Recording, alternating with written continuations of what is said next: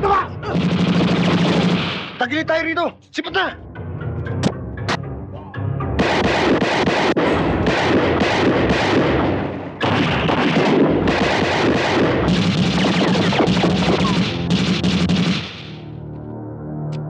Ebok!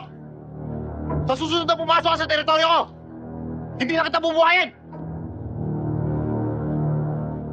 Pinatawag niyo raw ako. Bakit hindi mo sinabi sa akin ang nangyari sa inyo ni pare? Wala yun, boss. Kayang-kaya ko yun. Anong wala? Akong binastos niya, hindi ikaw! Kung di mo siya kaya, panulutangin kong putangin ng yan dito!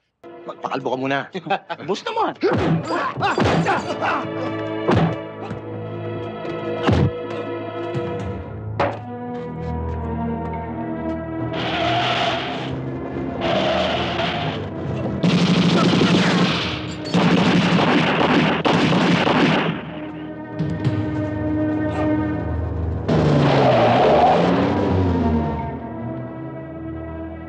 Mas mahalaga, Bebeng, ang buhay kaysa pera.